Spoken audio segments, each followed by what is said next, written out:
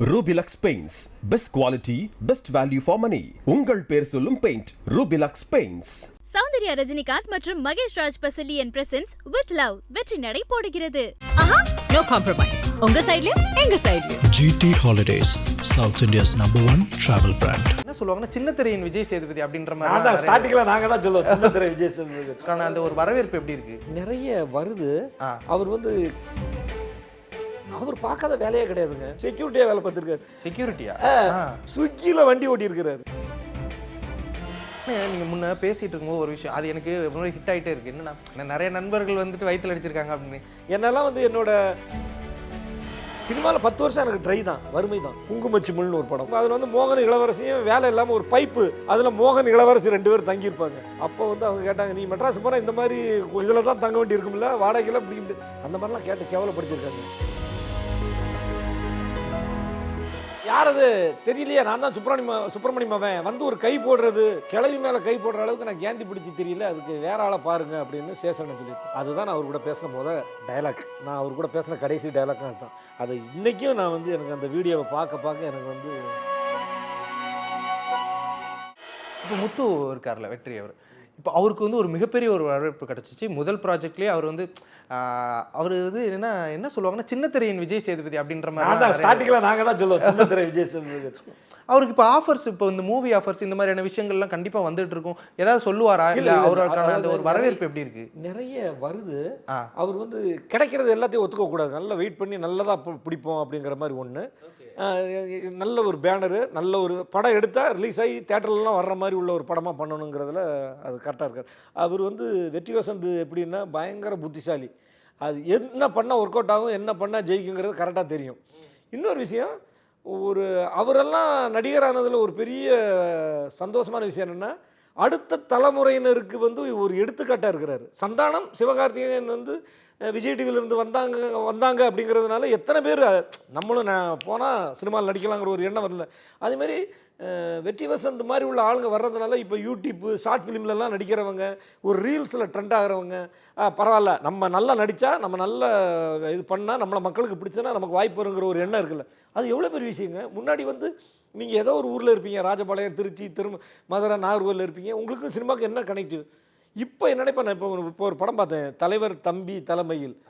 அந்த படத்தில் நாகர்கோவில் பசங்க, அவங்களுக்கும் அந்த சினிமாவுக்கு சம்மந்தமே கிடையாது. ஆனால் அவங்க ரீல்ஸு வீடியோ போட்டு அவங்க ஃபேமஸ் ஆகிடுறாங்க, அவங்க படத்தில் அவங்களுக்கு வாய்ப்பு கொடுக்குறாங்க. இது தப்புன்னு நீங்கள் சொல்லவே முடியாது. நீங்கள் வர்றீங்க, அது நீங்கள் எப்படி வேணாலும் வரலாம். சினிமாவெல்லாம் ஒருத்தர் ஏமாத்தியெல்லாம் வர முடியாதுங்க. சினிமா நீ உன்னோட டேலண்ட் இருந்தால் தான் உன்னை ஒருத்தர் பார்த்துட்டு சொல்கிறேன், இவரோட நம்பர் கிடைக்குமா, சரி கூப்பிடுங்க, நம்ம படத்தில் ஒரு கேரக்டர். அப்படி தான் இப்போ என்னையே சிறகடிக்க ஆசையில் ஒரு டிரைவர் கேரக்டர் பண்ணான், செல்லோன்னு ஒருத்தன். அவனை இந்த கூப்பிடுங்கன்னு சொல்லி எத்தனை படத்தில் இப்போ கூப்பிட்டு என்ன நடிக்க வைக்கிறாங்க. அதனால் நீங்கள் உண்மையிலே திறமையும் அதிர்ஷ்டம் உங்களுக்கு கரெக்டாக கூடி வந்ததுன்னா, நட்சத்திரம் கரெக்டாக வேலை செஞ்சதுன்னா, சக்கரம் கரெக்டாக சுற்றுதுன்னா வந்துடும். அதே மாதிரி வெற்றியும் சாதாரண ஆள் கிடையாது. அவர் பார்க்காத வேலையே கிடையாதுங்க. வேலையே அவர் என்னென்னா செக்யூரிட்டியாக வேலை பார்த்துருக்காரு. செக்யூரிட்டியா? செக்யூரிட்டியாக வேலை செக்யூரிட்டின்னு என்னென்னா, அந்த படம் ஷூட்டிங் எடுக்கிறாங்க, இப்போ அரண்மனை செட்டு இருக்குல்ல, அந்த மாதிரி செட்டு இருக்கும்போது அதை பாதுகாக்கிறதுக்கு ஒருத்தர் நைட்டு டே இருப்பாங்கல்ல, அந்த வேலையை அவர் பார்த்துருக்காரு. ஸ்விக்கியில் வண்டி ஓட்டியிருக்கிறாரு. ஸ்விக்கியில் வண்டி ஓட்டுவோம், ஒரு நடிகருக்கு அசிஸ்டண்ட்டாக போயிருக்கிறாரு. புரியுதுங்களா? இதை விட நிறைய வேலைகள் பார்த்து இவ்வளோ வேலைகள்லாம் அவர் கஷ்டப்பட்டு அவர் பண்ணியிருக்கிறாரு. இப்போ ஒரு ஹீரோ பேரை சொல்லலை, அந்த ஒரு ஹீரோவுக்கு அசிஸ்டண்ட்டாலாம் போயிருக்கிறாரு. அப்போ அவர் மனநிலை என்ன இருந்திருக்கும்? ஆனாலும் அது அப்படியே இல்லாமல் அவர் ட்ராக்கை மாற்றி திடீர்னு பார்த்தோன்னா டைரக்டர் மொபைலில் பார்த்துட்டே இருக்கிறாரு. ஒரு வீடியோவில் வெற்றி வசந்தை பார்த்துட்டாப்புல, இவரை கூப்பிடுங்க அப்படின்னு சொல்லிட்டு கூப்பிட்றாங்க. சார் வெற்றி வசந்த் தான், விகடன்லேருந்து குமரன் சார். அவருக்கு விகடனும் தெரியாது, குமரன் சாருன்னு தெரியாது. அப்படியா என்னது அப்படின்னு சொல்லி இவரும் இந்த மாதிரி அசால்ட்டாக தான் போயிருக்காரு. அங்கே போனோன்னே அங்கே விஜய் டிவியில் செலெக்ஷன் பார்த்தீங்கன்னா எல்லாம் வாட்ட சாட்டமாக, வழக்கமாக விஜய் டிவின்னா ஒரு இது இருக்கும்ல, ஆம்ஸ் எல்லாம் வச்சுட்டு அரவிந்த் சார் மாதிரி சீரியல்னாலே அது ஒரு இது வந்துருச்சு. இப்போ இவர் என்கிட்டே சொல்லியிருக்காரு, வெற்றி வசந்த் இதெல்லாம் நம்ம கிடைக்காது, சும்மா டாட்டா காட்டிட்டு போகலான்னு சொல்லிட்டு அப்படி போயிட்டாரு. என்ன மாதிரியே கேட்டிருக்காங்க டைரக்டர், உங்களுக்கு கார் ஓட்ட தெரியுமான்னா, வெற்றி வசந்துக்கு முதல்ல கார் ஓட்ட தெரியாது. அதுக்கு பிறகு அவர் அறக்க பறக்க போய் கற்றுக்கிட்டது தான். ஆனால் அவர் கார் ஓட்டுற சீன் நிறைய இருக்கும், எனக்கு கொஞ்சம் கம்மியாக இருந்தாலும் அவர் கார் ஓட்டுற சீன் நிறைய இருக்கும். அவர் ப்ராப்பராக கட் பண்ணி கார் ஓட்ட கற்றுக்கிட்டு கார் வாங்கி அவர் கலக்கிறார். இப்போ என்னடான்னா, அவர் ஒரு சீரியல் தான் பண்ணுறாரு. அவர்கிட்ட இன்னொரு பெரிய விஷயம் என்னென்னா, ஷூட்டிங்க்கு கரெக்ட் டைமுக்கு வருவார். ஷூட்டிங்கில் யாருக்கும் டார்ச்சர் கொடுக்க மாட்டார். ஒரு நடிகர் மட்டும் இல்லாமல் இந்த ஷெட்யூலில் என்னென்ன நடிக்கிற சீனு என்னென்ன விஷயங்கிறத கரெக்டாக தெரிஞ்சு வச்சுருப்பார். இந்த சீனில் பேப்பர் வாங்கி படித்து பார்த்து இந்த இதில் இது இப்படின்னு இப்படி கேமராமேன் எப்படி தெரிஞ்சு வச்சுக்கிறாரோ அதே மாதிரி வெற்றி வசந்தம் இதுக்கு இவ்வளோ தான் அப்படிங்கிறத கரெக்டாக தெரிஞ்சு வச்சுருப்பேன். நான் வந்து டைரக்டர் கேமராமேன்ட்டு கேட்குறத விட இவர்கிட்ட கேட்டுக்குவேன், தலைவர் இதில் எப்படி இதாக இப்படி இது முடிஞ்சோடனே நீங்கள் கிளம்பிடலாம், அடுத்த சீனில் நீங்கள் இல்லை அப்படிங்கிறதெல்லாம் தெளிவாக தெரிஞ்சு வச்சுருப்பேன். கிட்டத்தட்ட ஒரு டைரக்டர் மாதிரி நிறைய விஷயங்கள் தெரிஞ்சு வச்சுருப்பேன். எனக்கு வந்து வெற்றி வசந்த் வந்து ஆஃப் ஸ்க்ரீன்லேயும் ஆன் ஸ்க்ரீன்லேயும் எனக்கு வந்து நல்ல ஃப்ரெண்டு தாண்டி கம்ஃபர்டபுள். நான் அவரை வந்து தலைவராக தான் சொல்லுவேன், அவர் என்ன தலைவராக தான் சொல்லுவார். அவர் ஒரு பாண்டிங், அதாவது பாண்டிங் இருக்கணும். பாண்டிங் இருந்தால் தான் வந்து ஒரு அது சீனில் பார்க்கும்போது ஒர்க் அவுட் ஆகும். 2 பேர் சண்டை போட்டுட்டு ஃப்ரேமில் நடித்தா அது ஒர்க் அவுட் ஆகாது. இப்போ நான் பிரசாந்த் சார் கூட தகப்பன் சாமின்னு ஒரு படம் பண்ணேன். அதில் பிரசாந்துக்கு ஃப்ரெண்டுங்கிற மாதிரி. பிரசாந்த் வந்து அப்படி கம்ஃபர்டபுளாக பார்த்துக்குவார். கூட இருக்கிறவன் நம்ம எல்லாம் பெரிய ஆள் அவன் அப்படின்லாம் நினைக்காம அது கம்ஃபர்டபுளாக பார்த்துக்குவாங்க. அது வந்து நல்ல ஹீரோக்கள் கூட நடிக்க வாய்ப்பு கிடைக்குங்கிறது ரொம்ப கஷ்டமான ஒரு விஷயம். அப்போ போய் நம்ம போய் அவங்ககிட்ட போய் நீ எப்போ வந்து நான் எப்போ இருக்க தெரியுமா, நீ ஊர்லேருந்து வர்றதுக்கு முன்னாடி அப்படிலாம் நம்ம சொன்னோன்னு வச்சுங்களேன், நம்ம கதை முடிஞ்சுது. நாம் வந்து அடுத்த தலைமுறையினர்கிட்டையும் அப்படி ட்ராவல் பண்ணணும். இதுதான் நான் எப்படி கற்றுக்கிட்டேன்னா, செந்தில்நாதன் சார் கூட நான் ஒரு சீரியல் நடித்தேன். அப்போ செந்தில்நாதன் சார் வந்தார். செந்தில்நாதன் சார் யாருன்னா பூந்தோட்ட காவல்காரன் விஜயகாந்த் சாரை வச்சு படம் பண்ணவர், டைரக்ட் பண்ணுவார். கிட்டத்தட்ட 30 படம் டைரக்ட் பண்ணியிருக்காரு. அவர்கிட்ட நடிக்காத காமெடி ஆர்டிஸ்டே கிடையாது. கவுண்டமணி, செந்தில் அப்படின்னு நிறைய பேர் பெரிய ஜீனியஸ் எல்லாம் நடிச்சிருக்கிறாங்க. செந்தி சேர்ந்து எல்லாருமே. அவர் நாள் ஷூட்டிங் வந்தோடனே என்னை பார்த்து என்ன சொன்னார் தெரியுமா, தம்பி என்ன காமெடி கவுண்டர்னாலும் சொல்லுங்கள், நம்ம சேர்ந்து போட்டுக்கலாம், ஒன்றும் பார்த்துக்கலாம், நீங்கள் என்ன சொல்கிறீங்களோ நான் பண்ணிக்கிறேன் அப்படிங்கிறாரு. யாரா சொல்லுவாங்களா? அவ்வளோ பெரிய டேரக்டர் அவர் எவ்வளோ பெரிய டேரக்டர், அவர் பெஸ்ட்டு கேரக்டர் ஆர்டிஸ்ட் அவார்டு வாங்கினவர். அவர் சொல்லணும்னு அவசியம் கிடையாது. இதை வந்து நான் அவர்கிட்ட இருந்து கற்றுக்கிட்டேன். அப்போ நம்ம வந்து அடுத்த தலைமுறையினர்கிட்ட நம்ம எல்லாம் தெரிஞ்ச மாதிரி காட்டிக்கக்கூடாது. அடுத்த தலைமுறையினர்கிட்ட என்ன தெரியுதோ அதையும் நம்ம வாங்கி எடுத்துக்கலாம். அவங்கக்கிட்ட இருந்து அதை என்னென்ன கற்றுக்க முடியுமோ அதை கற்றுக்கலாம் அப்படிங்கிற மாதிரி. அப்படி தான். நீங்கள் முன்னே பேசிகிட்டு இருக்கும்போது ஒரு விஷயம் அது எனக்கு ஹிட் ஆகிட்டே இருக்குது. என்னென்னா அவன் என்னை நெஞ்சில் அடிச்சிட்டான், எனக்கு என்ன நிறைய நண்பர்கள் வந்துட்டு வயிற்றில் அடிச்சிருக்காங்க அப்படின்னு. எதனால் அந்த ஒரு மனநிலையில் சொன்னீங்க? ஃப்ரெண்ட்ஷிப் அப்படிங்கிறது உங்கள் வாழ்க்கையில் எப்படி கலவையாக தான் எல்லாருக்குமே இருந்திருக்கும். எதனால் அந்த ஒரு விஷயத்த சொன்னீங்க, வயிற்றில் அடிச்சிருக்காங்க? இல்லை நிறைய பேர் நம்பி ஏமாத்திருப்பாங்க, வழிமறிச்சு காசை பிடிங்கிருப்பாங்க, பணம் வாங்கிட்டு தராமல் இருந்திருப்பாங்க, பணம் வாங்கிட்டு சுவிட்ச் ஆஃப் பண்ணியிருப்பாங்க, பணத்தை வாங்கிட்டு ஃபோன்லேயும் இதுலேயும் பிளாக் பண்ணி, அது மாதிரிலாம் நண்பர்களை நிறைய பேர் பார்த்துருப்போம்ல. என்னெல்லாம் வந்து என்னோட அன்பு நட்பெல்லாம் பயன்படுத்திட்டு பணம் பறிச்சவங்கலாம் இருக்கிறாங்க, புரியுது? அந்த மாதிரிலாம் இருக்கிறாங்க. நம்ம அவங்கள என்ன பண்ண முடியும்? ஒன்றுமே பண்ண முடியாது. நண்பர்கள் ஆகிட்டாங்களா. அதனால தான் சொன்னேன், நிறைய பேர் என்ன வயிற்றில் அடிச்சிருக்காங்க, நீ நெஞ்சில் தானே அடிச்ச அப்படிங்கிற மாதிரி. அதான் எல்லாருக்குமே அப்படி தாங்க. எல்லாருக்குமே நல்லா. இப்போ ஒருத்தன் ஓடி வந்து சொல்கிறான், நீங்களும் முத்துக்கு உங்களை மாதிரி நண்பர் கிடைக்கவே முடியாதுங்க. நண்பன் அப்படி தாங்க இருக்கணும். உங்கள் நட்பை பார்த்து நான் வியக்கேன் அப்படிங்கிறது. அப்போ அவன் எவ்வளோ அயோக்கியத்தனத்தை சந்திச்சிருப்பான். நிஜ வாழ்க்கையில் எவ்வளோ பேரை வந்து அவனை வெறுப்பேற்றிருப்பாங்க, பண்ணியிருப்பாங்க. பொதுவாக வந்து அப்பா அம்மா அமைகிறத விட நண்பர்கள் அமைகிறதுங்கிறது ரொம்ப ஒரு பெரிய விஷயங்க. நண்பர்கள் சரியில்லைன்னா, நண்பர்கள் கரெக்டாக அமையலைன்னா எங்கே வேணாலும் உங்களுக்கு என்ன வேணாலும் நடக்கலாம். சுப்பிரமணியபுரத்தில் காட்டுற மாதிரி தான், புரியுதுங்களா? நண்பர்கள் வந்து ரொம்ப முக்கியங்க. நீங்கள் வந்து அப்பா அம்மாட்ட எல்லா விஷயத்தையும் நம்ம ஷேர் பண்ண முடியாது. நம்மளோட மைனஸ் எதையுமே நம்ம வீட்டில் சொல்ல முடியாது. நம்மளோட மைனஸ் எல்லாமே வந்து ஃப்ரெண்டுக்கிட்ட சொல்லலாம். அதுமாதிரி ஃப்ரெண்டு கிடைக்கிறதுங்கிறது ரொம்ப நல்ல ஒரு விஷயம். அந்த சீரியலில் பாண்டிங் நல்லா அமைஞ்சதுக்கு காரணம் வந்து எல்லாருமே வந்து இப்போ ஃப்ரெண்டுனா இப்படி இருக்கணுங்கிறது தான். அவங்க அதை அக்செப்ட் பண்ணதுனால தான் அந்த கேரக்டர் ஹிட்டு. நீங்கள் வந்து அதை நான்சிங்காக போயிருந்துன்னு வச்சுங்களேன், அது இருக்குது. இப்போ ஒரு ஹீரோயின் கெமிஸ்ட்ரின்னு சொல்லுவாங்களே, அது எப்படி ஒர்க் அவுட் ஆகுதோ அதே மாதிரி தான் ஹீரோ ஃப்ரெண்டு, ஹீரோ அப்பா, ஹீரோ தம்பி, இதெல்லாமே வந்து கரெக்டாக ஒத்துக்கிட்டு கரெக்டாக இருந்தால் மட்டும்தான் அது நல்லா அப்படி போகும். ஆமாம். அது இது எதுக்காக இந்த பதில்னா, நண்பர்களில் நல்ல நண்பர்களும் எனக்கு இருக்காங்க, நண்பர்கள்ங்கிற பேரில் முதுகில் குத்துறவங்களும் இருக்கிறாங்க. நம்ம வந்து அதனால் எதை பற்றியும் கவலைப்படக்கூடாது. அதாவது இப்போ நம்ம வந்து ஒரு யூடியூப்பில் ஒரு இன்டர்வியூ இல்லை இப்போ நம்ம போஸ்ட் ஒன்று போடுறோன்னு வைங்களேன், 10 பேர் நல்லா கமெண்ட் பண்ணுவாங்க. அதில் இடையில வந்து ஒருத்தர் வந்து ஏதாவது ஒன்று கமெண்ட் பண்ணுறாங்க, அது போய் அவன்கிட்ட போய் சண்டைக்கே போகிறது, அப்படியே டெலிட் பண்ணிட வேண்டியது தான். அதே மாதிரி தான் வாழ்க்கையில் எல்லாமே டேக் இட் ஈஸி பாலிசி தான். ஆனால் இப்போது இந்த சினிமா வாழ்க்கை இந்த ஒரு இது இருக்கும்போது இந்த ஃபேமிலியாக இருக்கட்டும், ஒரு நமக்குன்னு ஒரு ஃபேமிலி, அப்புறம் நம்ம அப்பா அம்மா, இந்த ஒரு சப்போர்ட் கிடைக்கிறதா இருக்கட்டும், இல்லை இதை பார்த்துக்கிறதா இருக்கட்டும், அது உங்களுக்கு எப்படி இருந்திருக்கு? அதை என்னைக்காவது மிஸ் பண்ணியிருக்கீங்களா? என்னடா அது, ஏன்னா நிறைய மிஸ் பண்ணுவோம் அந்த சமயத்தில். ஒழுங்காக சம்பளம் கிடச்சிருக்காது, கொடுத்துருக்க முடியாது வீட்டுக்கு. அந்த விஷயங்கள்லாம் எப்படி இருந்திருக்கு உங்கள் வாழ்க்கையில்? இல்லை, அதாவது நம்ம அதாவது ஒரு 10 வருஷம் பரவாயில்லாமல், இப்போ அது வறுமை இல்லாமல் சினிமாவில் 10 வருஷம் எனக்கு ட்ரை தான், வறுமை தான். இப்போ ஒரு 10 வருஷம் ஓகே, எந்த பிரச்சனையும் இல்லை. இப்போ நம்ம ஒரு ஏரியாவில் போகிறோன்னு வச்சு ஒரு பொருள் வாங்கினா கூட பாக்கெட்டில் தொட்டு பார்த்துருப்போம், ஐயா நம்மள்ட்ட காசு இருக்காது. இந்த மாதிரி இந்த ஹோட்டலில் சாப்பிட்ற அளவுக்காக நம்ம சம்பாதிக்கணும்னு ஒரு எண்ணம்லாம் எனக்கு இருந்திருக்கு. ஆனால் இப்போ அந்த வறுமையை மீறி அதை சர்வைவல் பண்ணுறதுக்கு எனக்கு பல வருஷம் ஒன்று ஆயிருக்கு. ரெண்டாவது, அம்மா அப்பா எனக்கு சப்போர்ட்டுங்கிறது அவங்க ஊரில் தான் இருக்காங்க, பெருசாக சப்போர்ட்டெல்லாம் கிடையாது. ஆனால் எனக்கு எந்த விதத்துலேயும் அவங்க நீ இது பண்ணக்கூடாது, நீ சினிமாவுக்கு போய் இது பண்ணக்கூடாது அப்படின்னு அம்மா அப்பா அண்ணன் தம்பி ஒய்ஃபு பையன் யாருமே ஆப்போசிட்டாவோ இல்லை இது வேண்டாம் இந்த பார் நீ சினிமாவுக்கு போனால் என்னை விட்டுரு அப்படிங்கிற மாதிரியெல்லாம் இருந்திருந்தால் ஒன்றுமே பண்ணியிருக்க முடியாது. பொதுவாக ஒரு நடிக்க ட்ரை பண்ணுறவங்களுக்கு குடும்பம் கரெக்டாக முக்கியம். ஏன்னா என்னை என் ஒய்ஃப் கல்யாணம் பண்ணும்போது என்ன சொன்னாங்கன்னா, சரி அவன் ஷூட்டிங்னு இல்லை ஏதாவது ஒரு வேலையை பார்த்து என்னை காப்பாற்றிடுவாங்கிற நம்பிக்கையில் தான் கட்டினாங்க. ரெண்டாவது, என் ஒய்ஃபை நான் ஒரு 19 வயசில் லவ் பண்ண ஆரம்பிச்சிட்டேன். 19 வயசில் லவ் பண்ணி அந்த பிள்ளை 20 வயசுலாம் கல்யாணத்துக்கு ரெடி ஆயிடுச்சு. நான் அதுக்கு திருப்பி ஒரு 3 வருஷம் டைம் கேட்டு தான் திருப்பி கல்யாணம் பண்ணேன். அதனால் இப்போ பையன் பெரிய பையன் இருக்கிறான். எனக்கு ஃபேமிலியில் டார்ச்சரே கிடையாது. இப்போ பொறுத்த வரைக்கும் ஃபேமிலியை பொறுத்த வரைக்கும் டார்ச்சர். அவங்க என்னென்னா, அவங்க ஏன் பயந்தாங்கன்னா, சினிமாவுக்கு போகிறான், சினிமாவில் போய் இவனுக்கு ஒரு அழகானவனும் கிடையாது, பெரிய திறமைசாலியும் கிடையாது, பெரிய அறிவாளியும் கிடையாது. இவன் போயிட்டு எப்படி சினிமாவில் ஏதோ தோற்று போய் சாப்பாட்டுக்கு கஷ்டப்பட்டு என்ன பண்ணுவாங்களா அப்படிங்கிற மாதிரியே தோணியிருக்கலாம். எங்கள் பாட்டி ஒருத்தங்க இருந்தாங்க, அவங்க ஒரு படம், மோகன் படம் ஒன்று பார்த்தாங்க, குங்குமச்சிமிழ்னு ஒரு படம், பழைய படம், ஏதோ டிவியில் பார்த்துருக்கும்போது அதில் மோகன் இளவரசியும் வேலை இல்லாமல் ஒரு பைப்பு, இந்த பைப்பு இருக்குல்ல, குழா போடுறதுக்கு பெரிய குழா இது மாதிரி இருக்கும், அதில் மோகன் இளவரசி 2 பேர் தங்கியிருப்பாங்க. அப்போ அவங்க கேட்டாங்க, நீ மெட்ராஸ் போனால் இந்த மாதிரி இதில் தான் தங்க வேண்டி இருக்கும்ல, வாடகைக்கெல்லாம் பிடிக்க முடியாது, அந்த மாதிரிலாம் கேட்டு கேவலப்படுத்தியிருக்காங்க. ஓகே, நீங்கள் வாடகைக்கெல்லாம் ரூம் எடுக்க முடியும், இந்த மாதிரி தானே தங்கியிருப்பேன் துணியெல்லாம் போட்டு அப்படின்னு. சரி ரைட்டு ஓகே அப்படின்னு. இந்த மாதிரி சொந்தக்காரங்க நிறைய பேர் நம்பிக்கையெல்லாம் எனக்கு கிடையாது. அவங்க என் மேலே எது பெருசாக நம்பிக்கை வச்சது கிடையாது. நம்ம ஒர்க் பண்ணுறோம், 4 பேர் பார்த்து அவன் நடிக்கிறான், நல்லா நடிக்கிறாங்கிறதுக்கு பிறகு தான் இந்த ஏற்றுக்கிட்டாங்க.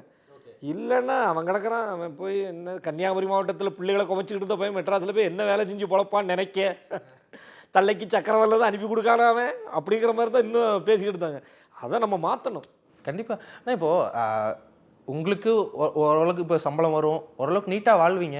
இருந்தாலுமே இந்த சமயத்தில் நீங்கள் நிறைய உதவிகள் பண்ணுறீங்க. அந்த வீடியோலாம் போய் பார்க்குறோம், அரிசி வாங்கி கொடுக்குறீங்க, இப்போ எல்லாம் அந்த சமையல் ஜாமான்லாம் வாங்கி கொடுக்குறீங்க. அப்படிங்கும்போது அது கேள்வியாக வரும். நம்ம இருப்போம், அடுத்து எப்படியுமே அதை சொத்து சேர்த்து வைக்கணும்னு தானே நினைப்பாங்க. பிள்ளைக்கு ஃபீஸ் கட்டணும், எவ்வளோ விஷயம் இருக்கும். கேள்வியாக வராதா? கேட்க மாட்டாங்களா? இதையும் எல்லாத்துக்கும் கொடுத்துக்கிட்டு இருக்கீங்க, வாங்குறதுலேயும் அதுக்கு ஒரு இது வேறு. அது என்னென்னா, கொரோனாக்கு பிறகு இது நிறைய இடத்துல நான் சொன்ன விஷயம். கொரோனாக்கு பிறகு வாழ்க்கை சுருங்கி போச்சு. நடிகர் சங்கத்தில் மட்டுமே பார்த்திங்கன்னா ஆண்டு பேரவை கூட்டம் வருஷம் நடத்துவாங்க. கொரோனா முடிஞ்ச அடுத்த வருஷம் ஆண்டு பேரவை கூட்டம் கூட்டும்போது ஒரு பெரிய போஸ்ட் இது வச்சுருந்தாங்க, ஃப்ளக்ஸ் மாதிரி. அதில் 200 நடிகர்கள் இறந்துருக்காங்க அந்த கொரோனா நேரத்தில். 200 நடிகர்கள்லாம் அதில் பெரிய விவேக் சாரில் ஆரம்பித்து சின்ன நடிகர்கள், மிட் நடிகர்கள், கேரக்டர் பண்ணி அசுரன் படத்துலலாம் நடித்த நிதிஷ்லேருந்து பல நடிகர்கள் ஒரு 200 பேர் இல்லை. நான் அப்படியே பார்ப்பேன், இவங்க கூடலாம் நான் நடிச்சிருக்கேனே, இவங்க கூடலாம் நான் பழகிருக்கேனே, இவங்க கூடலாம் நான் ஃப்ரெண்டாக இருந்திருக்கேனே, எல்லாம் இறந்துட்டாங்களே அப்படிங்கிற ஒரு ஃபீல் இருந்துச்சு. அப்போ உனக்கு வாழ்க்கை நீ நினைக்கிற மாதிரி கிடையாது. நீ பிறந்தா 100 வயசு வரை வாழ்வா, 75, அதெல்லாம் கிடையாது. நம்மளை விட சின்ன வயசில் இருக்கிறவங்கெல்லாம் போயிட்டாங்க, கொரோனாவில் ஊசி போட்டு ஊசி போடாமல் அப்படியெல்லாம் போயிட்டாங்க. அப்போ நம்ம இருக்கிற வாழ்க்கையில் கொஞ்சமாவது நம்ம நல்லது பண்ணணுங்கிறது கொரோனாக்கு பிறகு எடுத்த முடிவு தான். நீங்கள் நான் பிறக்கும்போதே அந்த மாதிரிலாம் கிடையாது.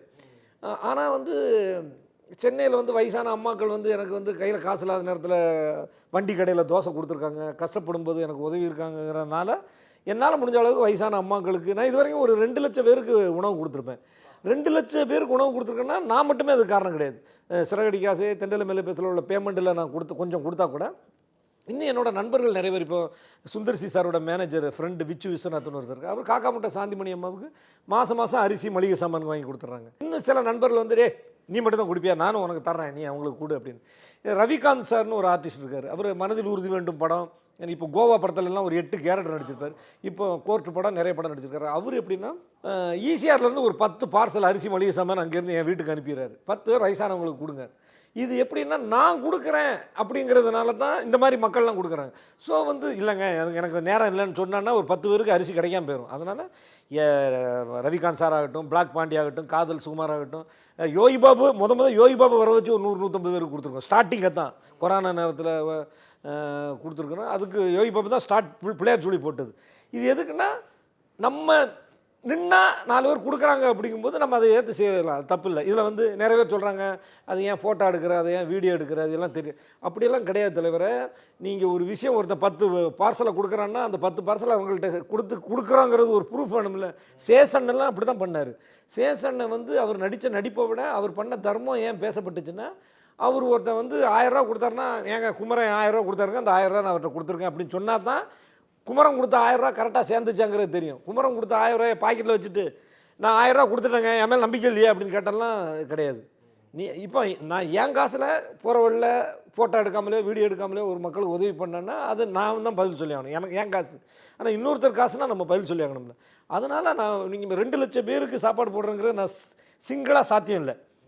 அதுக்கு வந்து என்னோடய நண்பர்கள், நான் வந்து சின்னத்திரை வெள்ளித்திரை முகநூல் நண்பர்கள் சங்கம்னு வாட்ஸ்அப் குரூப்பெல்லாம் வச்சுருக்கேன். இதில் வந்து நிறைய பேர் நண்பர்கள் வந்து இப்போ சொல்கிறாங்களே, நீங்கள் விச்சு விஸ்வநாதன் மாதிரி விச்சு விஸ்வநாதன்லாம் கொடுக்கும்போது மற்றவங்களாம் பார்க்கும்போது என்ன நினைப்பாங்க, சரி நம்மளும் ஏதாவது கொடுப்போம் அப்படின்னு சொல்லி எங்கள் ஹீரோவே 1-2 தடவை என் பேரை சொல்லாதுன்னு சொல்லி எல்லாம் கொடுத்துருக்காரு. இது கொடுங்கன்னு சொல்லி நம்ம வெற்றி வசந்த் தலைவா நீங்கள் எங்கேயும் சொல்லாதீங்கன்னு சொல்லியிருக்கீங்க, நான் சொல்லிட்டேன். வெற்றி வசந்த் கொடுத்துருக்காரு. அப்புறம் மனோஜ் என்னை கூட்டிகிட்டு போய் மக்களுக்கு சாப்பாடு கொடுத்துருக்காரு. அந்த மாதிரி நீ மட்டும் தான் கொடுப்பியா நானும் கொடுக்குறேன்னு சொல்லி வந்து கொடுத்தவங்கலாம் நிறைய பேர். கண்டிப்பாக பெரிய நல்ல விஷயம்னா அது. ஆனால் இப்போது கடைசியாக தகப்பன் சாமியில் பிரசாந்த் சாரோட பண்ணீங்க, இப்போ கோர்ட்டு பண்ணிருக்கீங்க. எப்படி அது முடிஞ்சிருச்சா இல்லை எந்த மாதிரியான இதில் இருக்குது, என்ன ரோல், அதில் என்ன இது பண்ணுறீங்கன்னா ரீமேக்கு, அதில் என்ன கேரக்டர் உங்களோட கேரக்டர்? அதெல்லாம் கேரக்டர் சொல்லக்கூடாது. அதில் இதில் ஒரு விஷயம் என்னென்னா, அந்த படத்தை பற்றின தகவல்லாம் இனிமேல் தான் வரும். ஓகே, பண்ணிட்டு இருக்கேன். சந்தோஷமான விஷயம். தியாகராஜ் சார் வந்து என்ன, அவர் என்னன்னு மட்டும் இல்லை, அவர் கேரக்டர் பண்ணால் நடிக்க வர்ற எல்லாருமே என்ன மாதிரி பசங்களை அவர் வந்து தன்னோட பையனை பார்க்குற மாதிரி தான் பார்த்துக்குவார். அப்போ அவர் கேரிங் எடுத்துக்கிறது சரி. என்கிட்ட கேட்டாங்க, நாளைக்கு ஒரு தியாகராஜ் சார் படம் ஷூட்டிங்கிறதுக்கு வரீங்களா, என்ன பேமெண்ட் வாங்குறீங்க? தியாகராஜ் சார் படம்னா எனக்கு 4 இட்லி கிடச்சா கூட போதும், பேமெண்ட்டே வேணாம் அப்படின்னு சொல்லிட்டு வந்து அதனால் போய் நடித்து முடித்தோன்னே ஒரு கவர் அவர் கையால் வாங்கும்போது எனக்கு அவ்வளோ சந்தோஷம். ஏன்னா ஊரில் இருக்கும்போது நம்ம மலையூர் மம்பட்டியா, நீங்கள் கேட்டவை, அடியே மனம் நில்லுன்னா நிற்காதடி, இந்த மாதிரி எல்லாம் படம் பார்த்துட்டு தானே வந்திருப்போம். அதனால் அவர் டைரக்ஷனில் பள்ளிங்க உள்ளவா டைலாக் பேச இது பண்ணு அப்படிங்கும்போது அவ்வளோ என்கரேஜ் பண்ணார். நான் நடித்த சீனுக்குலாம் அவ்வளோ சப்போர்ட் பண்ணார். தெலுங்கில் பண்ண அந்த கேரக்டரை விட தமிழில் பண்ண இந்த கேரக்டர் கொஞ்சம் பெருசாக இருக்கும். அதனால் வந்து எனக்கு வந்து சந்தோஷமாக இருந்துச்சு தியாகராஜ் சார். ஆனால் சத்யராஜ் சார் காம்பினேஷன்லேயும் நடிச்சிருக்கிறேன், இன்னொரு மெடிக்கல் சீன்லேயும் நடிச்சிருக்கேன், பிரசாந்த் சாரோட காம்பினேஷன்லேயும் ஒன்று இருக்குது. ஏதாவது பழைய மெமரிஸ்லாம் ஷேர் பண்ணிட்டீங்களா? தகப்பன் சார் பிரசாந்த் சாரை பொறுத்த வரைக்கும் என்னென்னா, அவர் ஒரு குழந்தை மாதிரி. அவர் நீங்கள் நடிக்க வரும்போதே அவர் கோடீஸ்வரன் இல்லைங்க. மற்ற நடிகரெல்லாம் வந்து கஷ்டப்பட்டு படம்லாம் பண்ணி காரு பங்களாலாம் வாங்குவாங்க. அவர் நடிக்க வரும்போது இப்போ பிரசாந்த் கோல்டு டவர் மாதிரி எவ்வளோ விஷயங்கள் அவருக்கு இருக்குது. அவர் பெரிய கோடி, அவர் நடித்து தான், பிரசாந்த் அரவிந்த் சாமியெல்லாம் நடித்து தான்லாம் கிடையாது, அவங்களுக்கெல்லாம் அவ்வளோ இருக்குது. ஆனாலும் அவர் இதானே நம்ம என்ன அப்படிங்கிற மாதிரி. பிரசாந்த்கிட்ட இன்னொரு ப்ளஸ் என்னென்னா, ஹீரோக்களில் அவர் மாதிரி வித்தை கற்றுக்கிட்டவங்க யாருமே இருக்க மாட்டாங்க. குதிரை, ஹால்ஸு, gymnastic, high jump, long jump, dive, என்ன ஃபைட்டு, ரோப்பு இல்லாமல்லாம் டைவ் அடிப்பார். எவ்வளோ விஷயம் வித்தக்காரங்க அவர். ஆனால் என்ன தெரியுமா, சினிமாலையும் சரி சீரியல்லையும் சரி பயங்கரமான வித்தக்காரங்க. எல்லாம் தெரிஞ்சவங்க கொஞ்சம் ஸ்லோவாக தான் வருவாங்க. இப்போ அருண் விஜயெல்லாம் எவ்வளோ லேட்டாக வர்றாங்க. அதே மாதிரி இப்போ பிரசாந்துக்கு இந்த மாதிரி படங்கள்லாம் வந்து கண்டிப்பாக அவர் பழைய பிரசாந்தை மாற்றி விடும். கண்டிப்பாக. அடுத்தடுத்து என்ன ப்ராஜெக்ட்னா போயிட்டுருக்கு உங்களுக்கு? இப்போ ரீசெண்டாக லாக்டவுன் ரிலீஸ் ஆயிடுச்சுன்னு நினைக்கிறேன். அடுத்தடுத்து லாக்டவுனில் வந்து அனுபமா பரமேஸ்வரை லவ் பண்ணுற மாதிரி ஒரு 2 சீன். அதுவும் அந்த ஹியூமர், அந்த படத்தில் ஹியூமரே கிடையாது. நானும் மாறண்ணன் தான், நான் 2 சீன், அவர் 2 சீன் பண்ணோம். ஆக்சுவலாக அந்த லாக்டவுனில் நான் பண்ண சீன் வந்து சேசண்ணை பண்ண வேண்டியது. சேசண்ணை வந்து எனக்கு அன்றைக்கி டேட் இல்லை, நான் அன்றைக்கி வேறு வெளில எங்கேயோ போகிறேன் அப்படிங்கிறனால சேசண்ணை பண்ண முடியல. அதுக்கு பதில் நான் போய் நடித்தேன். சந்தோஷமாக இருந்துச்சு. லாக்டவுனுக்கு பிறகு, ஏன்னா அது பெரிய பேனரில் லைக்காவில் எல்லாமே பெரிய படம் தான், இது ஒரு சின்ன படம். ஆனால் இதில் நிறைய பேர் பார்த்தவங்க எல்லோரும் ஃபோன் போட்டு நல்லா பண்ணியிருக்கீங்க அப்படின்னு சொன்னோம். நான் எப்படின்னா, I am not comedy actor. Comedy, sentiment, நெகட்டிவு எல்லாமே. இப்போ இந்த சிறகடி காசெல்லாம் சென்டிமெண்ட்டு தான். எல்லாமே ஆக்டருங்கும்போது அவன் எல்லாமே பண்ணி ஆகணும். வெறும் காமெடின்னு சொல்லிட்டு ஒரு இதில் சின்ன இதுக்குள்ளே மாட்டிடக்கூடாது.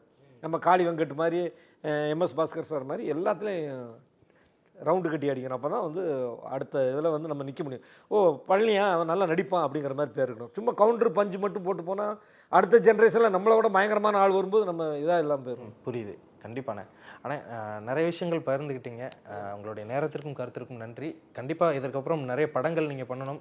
இன்னும் 2 இல்லை 3 வருஷம் கூட சிறகடிக்க ஆசை போகலாம், பார்த்துட்டு போய்க்கலாம். இன்னொரு விஷயம் நான் சொல்லி சினி உலகத்துக்கு முதல்ல நான் நன்றி சொல்கிறேன். ஏன்னா சினி உலகம் யூடியூப் சேனல் வந்து வளர்கிற கலைஞர்கள், வளர்ந்த கலைஞர்கள், திறமையான கலைஞர்கள் எல்லாரையும் கூப்பிட்டு இன்டர்வியூ பண்ணுவாங்க.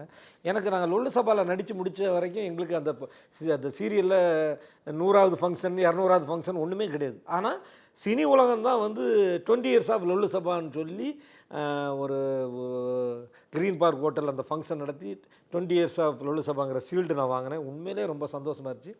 இன்னொரு நெகிழ்வான விஷயம் என்னென்னா, நான் முதல் சேசண்ணங்கிட்ட நடித்தது வந்து மண் வாசனையில் வந்து யார் அது தெரியலையே, நான் தான் சுப்பிரமணியம் அவன் வந்து ஒரு கை போடுறது, கிளவி மேலே கை போடுற அளவுக்கு நான் கேந்தி பிடிச்சி தெரியல, அதுக்கு வேற ஆளை பாருங்க அப்படின்னு சேசண்ணன் சொல்லியிருப்பேன். அதுதான் நான் அவர் கூட பேசின முதல் டைலாக். நான் அவர் கூட பேசின கடைசி டைலாக் அதுதான். உங்கள் சினி உலகம் நடத்தின அந்த ஃபங்க்ஷனில் நானும் அவரும் மைக்கில் ஸ்டேஜில் அது பர்ஃபார்ம் பண்ணோம். அதை இன்றைக்கும் நான் வந்து எனக்கு அந்த வீடியோவை பார்க்க எனக்கு வந்து எப்படி ராஜேஸ்வரியமாக இறந்துக்கும் போது ஒரு ஃபீலும், சேசண்ணெல்லாம் அவ்வளோ தங்கமானவர். அவர் இருந்திருந்தா இன்னும் நான் ஒரு 10 படம் பண்ணியிருப்பேன். எனக்கு பழனி எங்கே இருக்க, நான் போக முடியல, நீ போ அப்படின்போ. எனக்கு அது முடியல, ஒரு ஃபங்க்ஷன் இருக்குது, அங்கே போய் திருச்சி போ, ஏதாவது காசு கொடுப்பாங்க, போகணும். ஊட்டியில் ஒரு ப்ரோக்ராம் இருக்குவா அப்படின்னு சொல்லி அந்த நாங்கள் ஒரு படம் வந்து ஆரி ஹீரோ நடிக்கிற படத்தில் சேசண்ணன் நானும் மாறண்ணன் எல்லாம் போய் ஊட்டியில் அரட்டை அடித்தோம். பயங்கரமான வாளுங்க சேசண்ணன். காலில் எந்திரிச்சு பழனி ப்ரெஸ் இருந்தால் கூட அப்படின்னா, அண்ணே இல்லைடா ப்ரெஸ்ஸு கொடுறா, புரியலண்ணே, நான் தேய்க்கிறேன், அதான்டா கேட்குற ப்ரெஸ்ஸு கொடுறா அப்படின்னு. நான் முழிச்சேன், அப்படி தான்டா நான் எல்லாரையும் அப்படி தான்டா கலாய்ப்பேன் அப்படின்னு சொல்லி. ஒருத்தங்க திடீர்னு உங்கள்கிட்ட ப்ரெஸ்ஸு கேட்டான்னு சொல்லி அந்த மாதிரிலாம் பயங்கரமான வால். அதே மாதிரி இட்லி இருக்குல்ல, சூடு இட்லி வாங்கிட்டு வந்து ஊட்டி குளிர் பிரதேசம் இல்லை, அந்த பெட்டு இருக்கும்ல, பெட்டை ஓப்பன் பண்ணி அதுக்கு அடியில் தலைவணியெல்லாம் ஓப்பன் பண்ணி இட்லி சாம்பார் எல்லாம் உள்ளே வச்சு அதை மூடி வச்சுருப்பார். மறந்து போய் அதுக்கு மேலே ஏறி படுத்துட்டார். சாம்பார்லாம் இந்த மாதிரிலாம் காமெடி பயங்கரமாக போட்டார். அடா பாவி நான் மறந்துட்டோம்டா அப்படின்னு சொல்லி திருப்பி இட்லி வச்சுட்டு அந்த கேரி பேக்கில் உடஞ்ச சட்னியை வலிச்சு விட்டு இந்த மாதிரிலாம் சாப்பிட்டுட்டு இருக்கோம். அந்தளவுக்கு ரொம்ப கேஷுவலாக அந்த மாதிரி தான் இருக்கும். பயங்கரமாக. அவருக்கு எனக்கு ஒரே ரூம். ஓகே. ஆமாம். இப்போ எதுக்கு நான் இது சொல்கிறேன்னா, அந்த முதல் டைலாக்கும் கடைசி டைலாக்கும் எனக்கு வந்து அவர் கூட பேசுகிற ஒரு இது வந்து சினி உலகம் நடத்துச்சு. சினி உலகம் லொல்லு சபா கலைஞர்களை எல்லாரையும் ஹானர் பண்ணாங்க. அவங்களுக்கு கௌரவப்படுத்துறதாகட்டும், பாக்கியராஜ் சார் கையில் எங்களுக்கு அவார்டு கொடுத்ததாகட்டும், அதுக்கு வந்து நான் சினி உலகத்துக்கும் ரொம்ப நன்றி சொல்கிறேன். சினி உலகம் யூடியூப் சேனலில் இருக்கிற வியூவர்ஸும் பார்த்திங்கன்னா எல்லாம் தரமானவங்க. அவங்க நல்ல வீடியோக்களுக்கு பயங்கரமாக சப்போர்ட் பண்ணுறாங்க. நான் என்னோடய வீடியோவுக்கும் சப்போர்ட் பண்ணுங்கள்.